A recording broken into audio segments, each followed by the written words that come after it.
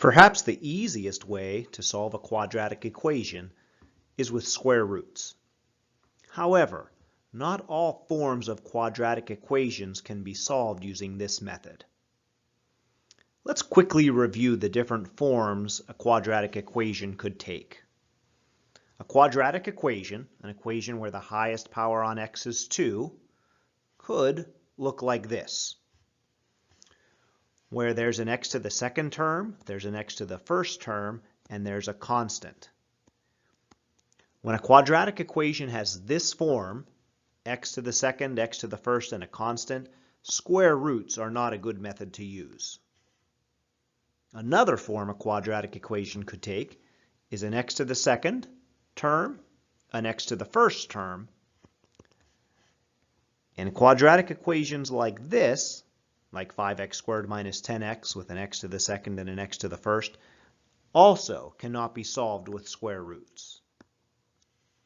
Another way quadratic equations can look is with an x squared term and a constant, such as 2x squared minus 50. This is the form of a quadratic equation that can easily be solved with square roots. If you have to solve a quadratic equation and it takes this form, you should definitely solve this quadratic using square roots. Now let's do a couple quick examples to show you how easy it is to solve equations of this form with square roots.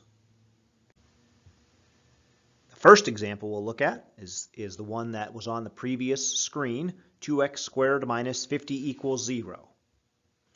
To solve an equation with square roots, you first isolate the x squared. So in this problem, that would mean I'll first add 50 to both sides of the equation to get 2x squared equals 50. And then I want to isolate just the x squared. So I'll divide both sides by 2 to eliminate the coefficient of 2 that was on the x squared. And now I have the x squared factor isolated. I have x squared equals 25. To solve this equation now at this point, I'll introduce a square root into the equation, and I'll take the square root of both sides. I'll take the square root of x squared, and I'll take the square root of 25. Now there's something very important to realize here, and that is when you introduce a square root into an equation, you have to include a plus or minus in front of the number. You have to include a plus or minus in front of the square root of 25. To simplify this equation, the square root of x squared is just x, because when you take a square root of something that is squared, a square root and a square are inverse operations.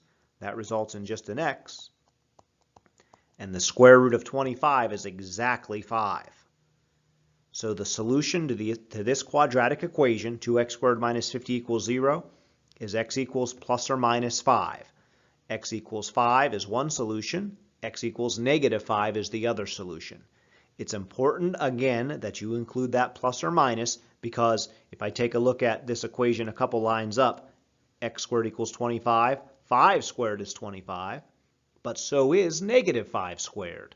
Negative 5 times negative 5 is also equal to positive 25. That's why we had to include the plus or minus when we introduced the square root. The solution to this first example is x equals positive 5, and a second solution is x equals negative 5. Let's look at another one. How about x squared minus 12 equals 0? Again, your first step is always to isolate the x squared. In this case, I can accomplish that in one step by adding 12 to both sides and getting x squared equals 12. Then the next step would be, now that x squared is isolated, is to take the square root of both sides of the equation. And again, when you introduce a square root, you have to put a plus or minus in front of the number. The square root of x squared is simply x. And the value that x could be to solve this equation is plus or minus the square root of 12.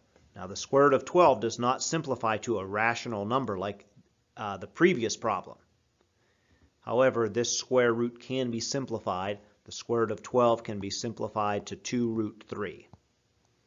There are two solutions to this equation, as is the case with all quadratics, And those two solutions are positive 2 root 3 and negative 2 root 3.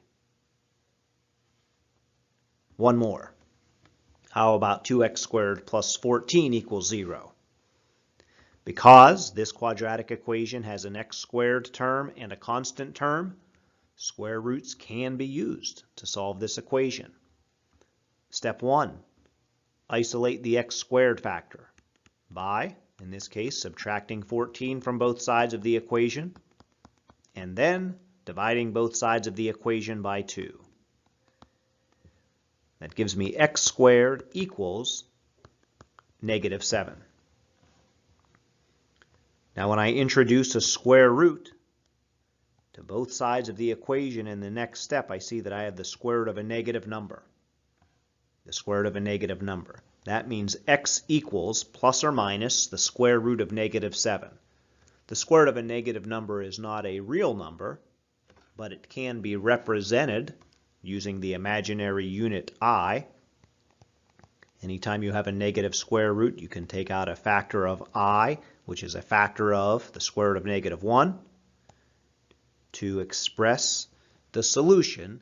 Even though it's not a real number, the two solutions to this equation are x equals positive I root 7 and negative I root 7.